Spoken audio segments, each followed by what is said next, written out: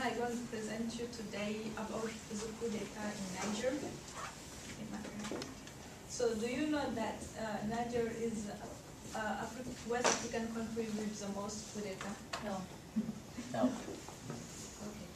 So today I'm going to present you the different coup what happened in my country. The latest coup in February 2010, what happened, the reason, the international reaction, and so the different coup d'etat. So the first one happened in April 1974 by the Commandant Seyni Kunche about the President Hamani Juri. And the second one was in 1996 by the Commandant Ibrahim Bari overthrow the President Muhammad Hussein.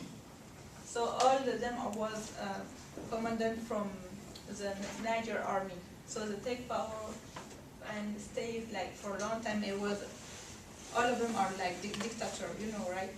What is dictator when they control everything? So this is Seyni Kunche and this is Ibrahim Bari.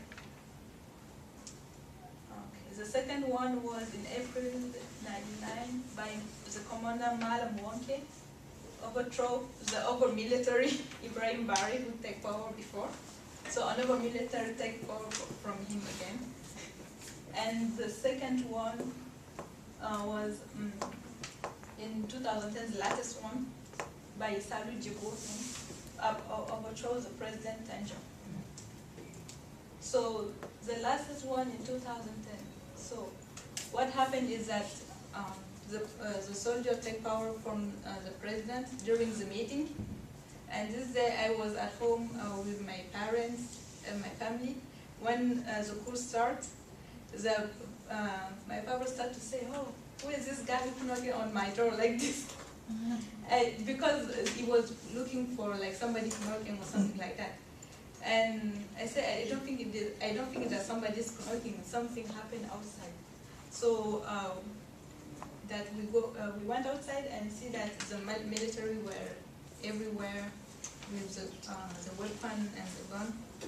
And so after that we start to hear in the radio that the military music.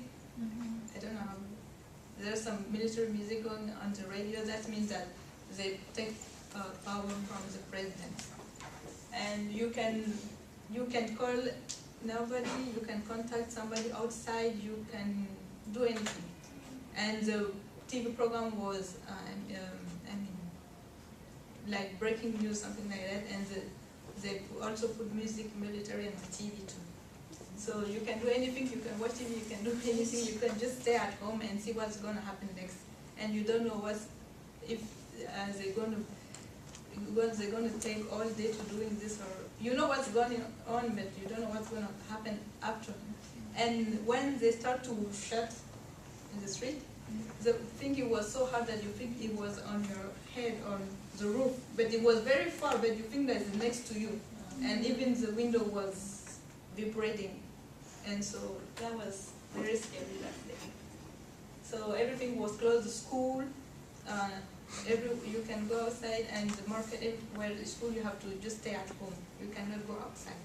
You have to stay at home. So when the military attacked the palace during the reunion with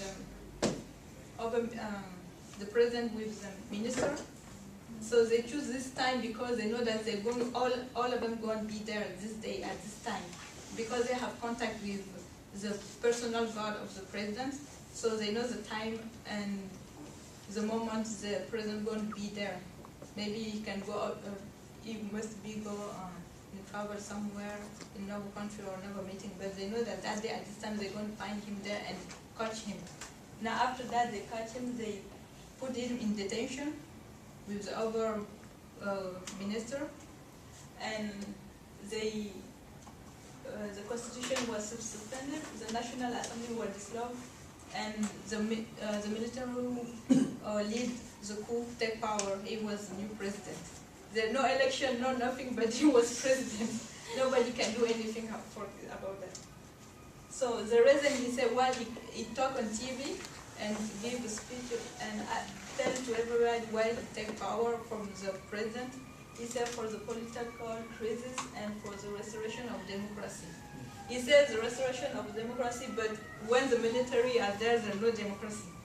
It's only military power. There are no rights. There's nothing. They can do whatever they want.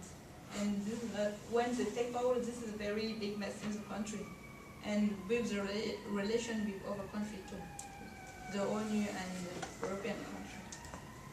So that's why the other country, the United Nations, condemning the coup. African Union suspend Niger from all activity, from that we have in with other country, like exchange for the commercial exchange between the other country, and the aid from United States and France. And they also called for a speedy return to the democracy. So today I present you the different coup what happened in my country, the last coup in 2010, and the reaction for